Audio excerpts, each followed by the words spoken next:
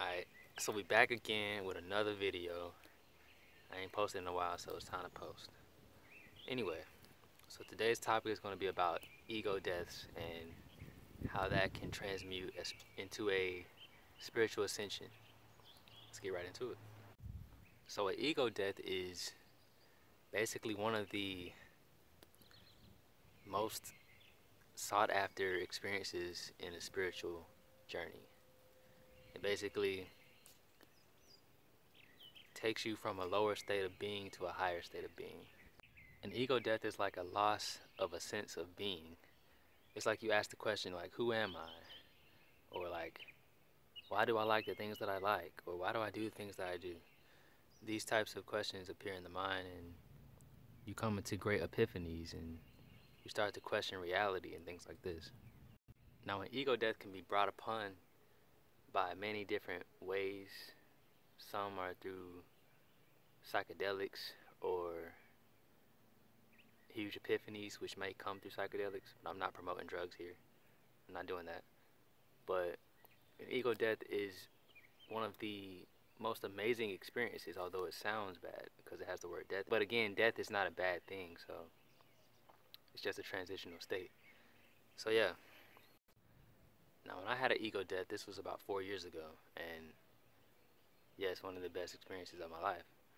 But what really happens? What are some of the first things that happens when you experience the ego death?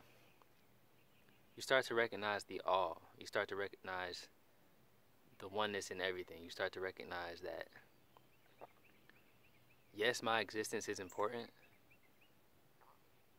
but I'm just a fragment of a decimal, of a percentage of everything in existence. Like, you start to not put yourself above others and realize that everything is equal in a sense. Just like these birds chirping and those bees flying over there, you start to realize that you're a part of everything. Sorry, I got lost. A red bird just landed on the ground. But you start to realize that you're a part of everything, and that the oneness in all is a beautiful thing. Like, you start to have love for all things in existence, just like that ant that's about to crawl on me. But you start to have love for everything and realize that you and the ant are equals. You guys are both important. You guys are a piece of the all expressed in its own vibration. You know what I mean? Now, don't get me wrong, you do need your ego to walk on this earth, to exist, because, like I said, your existence in this time right now is important. Like, because you are a piece of the all. You know what I'm saying? You are a piece of the huge puzzle, and without that piece of the puzzle wouldn't be complete. One must realize that since you are a part of the all, and you are connected to everything, therefore, me and you watching this video are the same. Basically, I am you, and you are me. There is no separation, you know what I mean? There is no disconnect in every piece. You're connected to the celestials, you're connected to the grass that I'm sitting on, you're connected to the air, the water, everything. Everything is just one big collage of oneness. I can't put it any other way. So realizing this and appreciating everything for what it is, you can experience an ego death in a sense, which then spiritually transcends you from lower chakras to higher chakras, because the ego is more so rooted in the bottom chakras or the root chakra.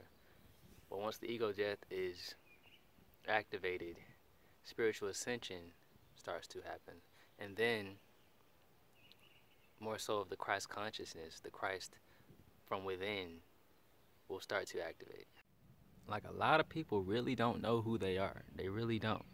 They spend most of their life trying to be something that they're not, or to be what they see on TV or see the celebrities doing, or just copying what they see others do, and they're not really being their true authentic selves.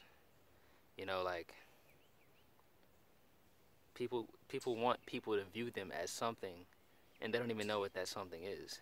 People want, the fastest cars and the best cars. Say you want a Ferrari, but what do you want that Ferrari for? You know, you want people to just view you as a cool person because you have a cool looking car. And at the end of the day, the car, like, it doesn't even matter what kind of car you drive. It's just, who cares? You know what I'm saying? Who really cares? Does this make you better than me because you have a Ferrari? No. We're all just trying to get from place to place. So material things start to not matter. Like, literally, matter doesn't matter. I was going to make a video about that, but I just said it. You get it now. So matter doesn't matter, you know. And I know that's kind of hard to believe or hard to understand because it's third dimensional reality. All you can see is things in the matter aspect. But none of this stuff really exists. And I know that's kind of hard to understand. You got to really tap into another higher level of thought to actually understand that. But none of this stuff around you really exists. It's like an illusion. But that's another topic. And like I said before in another video, the Christ within, the Christ is within. So, or you can call it the Krishna or the Buddha nature, whatever you want to call it. But this essence of love for all things and oneness in all and connected to oneness and the oneness of everything is within you.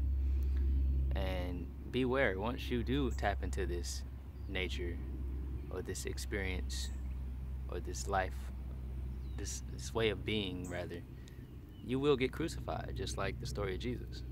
People won't like you. They won't accept you. They'll fear you. And it's really strange because you know, it's just really strange.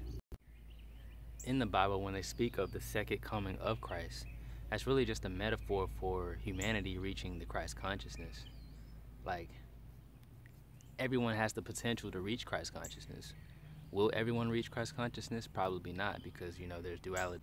There's going to be Christ-like beings and there's going to be devil-like beings, however you want to put it. But the second coming of Christ is happening now, in this age of Pisces going into this age of Aquarius, you know? But in order for humanity to reach Christ consciousness, I feel as though ego death is a very important factor in that. So it's just like you realizing your place, but also realizing that you are just one speck out of the billions of things, out of the billions of trees, out of the billions of animals and insects and people, that you are just one speck to the whole, you know? But realizing that your speck is an important speck because you do exist. You are an expression of God in a certain unique vibration. So embrace that vibration, you know, love yourself, you know, because in order to love other things, you must love yourself. So love yourself as much as you can. And that doesn't mean just loving the way you look physically or loving, you know, a specific part about you. It's more so loving the actual you, the soul, the person inside. It's about actually loving the you that you truly are, not the ego, like I was saying. It's not about loving the fact that, I don't know, anything that people talk about you. Get past those things and love the actual you that no one knows but you. And some people don't even know the real them yet. So you really gotta break down who you are, ask these questions, you know, like, why do I like the things I like? Why do I do the things I do? Am I doing these things because I want people to like me? Is this gonna make me cool? When none of that stuff really matters, you know what I'm saying? So really dig deep and try to figure out why you do the things you do and who you are, and start to ask yourself thousands of questions of why, you know? Just ask why. Why is the main question you can ask to anything. But yeah, so yeah, that's all I wanted to say for today. I just had this topic in my mind and wanted to get it out, and hopefully you got something from it. Hopefully I shed some light to you. But until next time, peace and love, you know. Like, share, subscribe, all that good stuff. And one love.